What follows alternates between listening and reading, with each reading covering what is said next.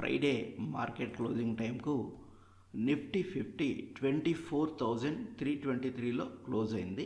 21 points positive. Nifty mid cap 157,089లో close అయింది. 470 points positive. Nifty bank 52,660లో close అయింది. 443 పాయింట్స్ నెగిటివ్. సెన్సెక్స్ 79,996లో క్లోజ్ అయింది. 53 points positive. Top gainers ONGC, SBI, Reliance, Britannia, HUL. Top losers HDFC bank, Titan, Tata steel, M&M. Sensex 53 points నెగిటివ్గా close అయింది. Nifty 22 points పాజిటివ్గా close అయింది. Nifty bank 443 points నెగిటివ్గా close అయింది. Mid cap index 471 points పాజిటివ్గా close అయింది. Major gainers చూసుకున్నట్లయితే SBI, Reliance, Hindustan Unilever, NTPC, L and T, Nestle India, these are the major gainers. HDFC bank, Titan, Tata steel, M&M, UltraTech cement, IndusInd are the biggest laggards. HSBC positive న్యూస్తో Zydus life sciences 2% rise అయింది. IRCON new orders రావడం వల్ల మనకు 10% రైజ్ని చూపించింది. ఈ Jio IPO news తోటి Reliance Nifty 50కి biggest contributor అయింది Friday రోజు. అలాగే హెచ్డిఎఫ్సి బ్యాంకు Q1 రిజల్ట్స్ వచ్చిన తర్వాత నిఫ్టీ 50కి బిగ్గెస్ట్ లాగర్ అయింది. 4% ఫాల్ అవటం జరిగింది.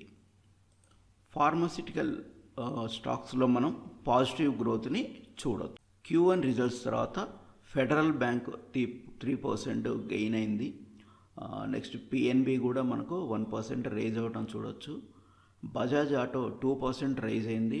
బికాజ్ వాళ్ళు సిఎన్జి బైక్ని ఇప్పుడు లేదు, అది మన మార్కెట్లో 95,000లోనే వాళ్ళు రిలీజ్ చేయడం జరిగింది.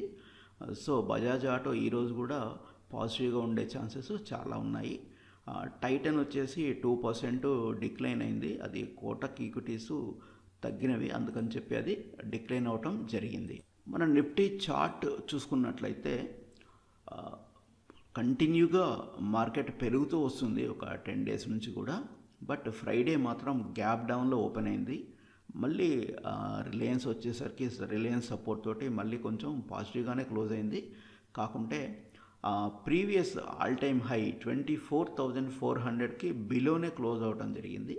ఈ లెవెల్ 1,400 లెవెల్ అనేది నిఫ్టీ బ్రేక్ చేస్తే మాత్రం మనకు నెక్స్ట్ రెసిస్టెన్స్ వచ్చేసి 24,600 అవుతుంది.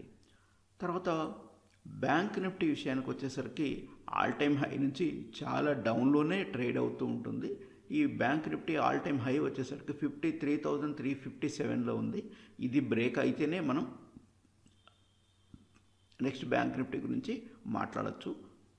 ఒకవేళ బ్యాంక్ నిఫ్టీ కానీ కొంచెం తగ్గితే 52,000 దగ్గర చాలా మంచి సపోర్టు ఉంది, మళ్ళీ పెరిగే ఛాన్సెస్ కూడా ఉన్నాయన్నమాట. హెచ్డిఎఫ్సి బ్యాంక్ గ్లోబల్ న్యూస్ మనకు 3 డేస్ బ్యాక్ రావడం జరిగింది. గ్లోబల్ న్యూస్ తోటి ఎంతైతే పెరిగిందో మళ్ళీ Q1 రిజల్ట్స్ తోటి అంతగా ఫాల్ అవటం కూడా జరిగింది. ఇంకా ఈరోజు మంచి సపోర్ట్లోనే ఉందని నేను అనుకుంటున్నాను.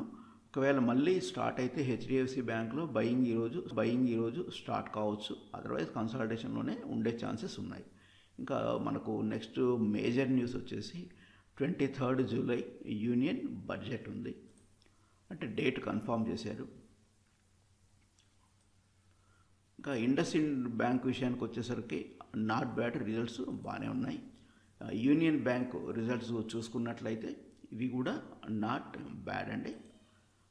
తర్వాత ధనలక్ష్మి బ్యాంక్ కాసా ఇంప్రూవ్ అయింది, గోల్డ్ లోన్స్ పెరిగాయి, బట్ గ్రోత్ మాత్రం స్లోగా ఉందని మనకి తెలుస్తుంది. ఫారెన్ రిజర్వ్స్ డేటా వచ్చేసరికి నెగిటివ్గా ఉండటం జరిగింది. కంటిన్యూగా క్రూడ్ ఆయిల్ డిమాండ్ మాత్రం ఇంక్రీజ్ అవుతూనే ఉంది. స్లైట్లీ లోలో కొంచెం క్లోజ్ అవ్వడం జరిగింది లాస్ట్ ట్రేడింగ్ డే.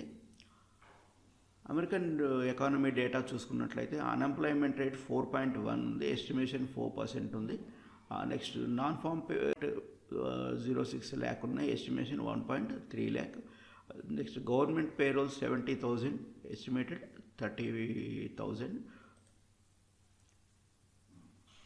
ఓఐ డేటాస్ చూసుకుందామండి. ఓపెన్ ఇంట్రెస్ట్ నిఫ్టీలో మనం చూసుకున్నట్లయితే ఎక్కువగా మనకు పుట్ రైటింగ్ వచ్చేసరికి 24,000 దగ్గర రైట్ అవటం జరుగుతూ ఉంటుంది పుట్ రైటింగ్.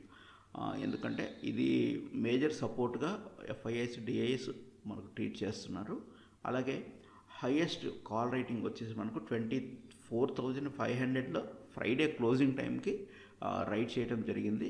బట్ నా ఎస్టిమేషన్ అయితే మాత్రం ఈ వీక్ 24,600 మేజర్ రెసిస్టెన్స్గా ఉంటుంది అని నేను అనుకుంటున్నాను.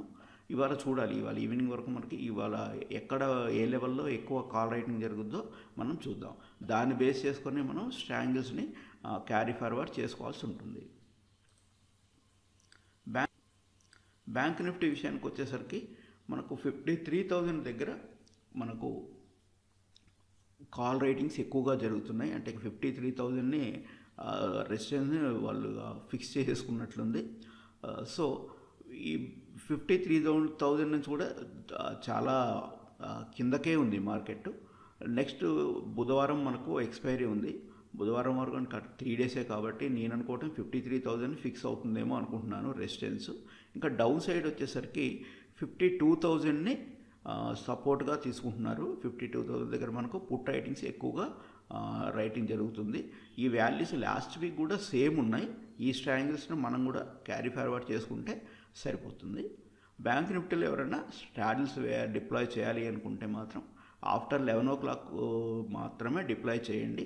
ఫ్రైడే రోజు 52,500లో స్ట్రాడిల్స్ బాగా డిప్లాయ్ అయ్యాయి.